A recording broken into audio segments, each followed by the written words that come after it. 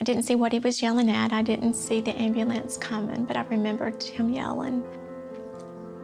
That was the last thing I heard from him.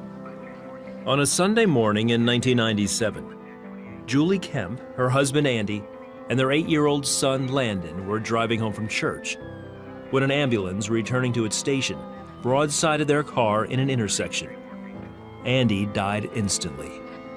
Rescuers stabilized Julie, but did not realize there was a third passenger in the car. They couldn't see his body because of the damage that was done to the driver's side of the car, and Landon was sitting behind his dad. And when they saw Landon's shoe, it took a deeper search for his body. When they pulled Landon out from the back of the car, he was not breathing, and they all started working on him right away to bring him back. Landon was resuscitated and life-flighted to Carolina's Medical Center. He died 2 more times that day, and both times he was brought back to life. Doctors didn't give Julie much hope for his survival.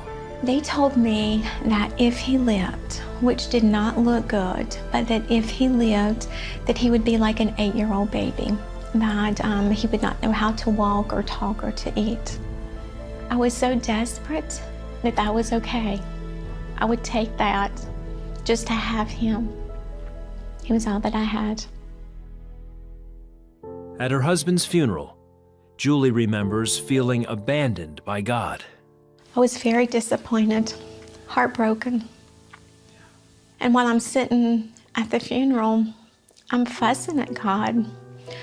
I don't understand why this happened. I don't understand why he didn't send angels to protect us. But in the very next breath, I'm praying as hard to him as I've ever prayed in my life for Landon to live. Landon had suffered massive head trauma during the accident and remained in a coma.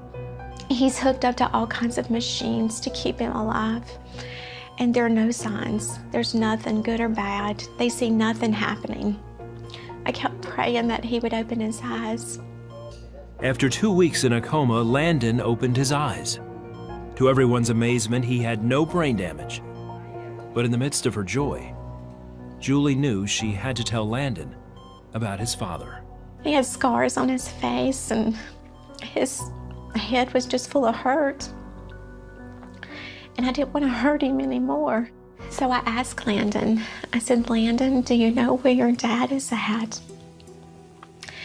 And he told me, yes, I know where he's at. I saw him in heaven. Landon is now grown, but still clearly remembers his amazing experiences in heaven. I remember being able to see my dad and his friend Olin Palmer, who had passed away less than a month before he did, also in a car accident, and Olin's son Neil Palmer, who had died on a 4-wheeler years before. Never one of us said a word to each other, but we were just all standing there. He looked over to me and says, oh, Mom, by the way, I forgot to tell you, I saw your other 2 kids. And I just looked at him because I wasn't sure what he was talking about, but I had 2 miscarriages before Landon was born. We had never shared that with Landon. He did not know that we had lost 2 children before him. I knew that they were my siblings, even though no one had ever told me about them. Just being in heaven, I guess you know your own, or you know who everyone is. He says each time he died, he had a different experience in heaven. During the 3rd time, he says he met Jesus and was given a mission. It was almost as if like a preview of a movie to where you only get to see certain bits and pieces of things. Jesus came to me and told me that I have to go back to earth and be a good Christian and tell others about him. Today, through Grief Share, Landon and Julie use their story to help others who are struggling with loss and in need of hope. I didn't understand in 1997, why God didn't send an angel, but I know that there were angels there, and I know that we were protected and we are living out what his plan is for us. Instead of staying mad at him, I was able to use the story to help others not to give up and to keep their faith on their grief journey. I just want people to realize that Jesus is real. There is a heaven, there are angels, and to follow his word in the Bible, and life does get better at the end.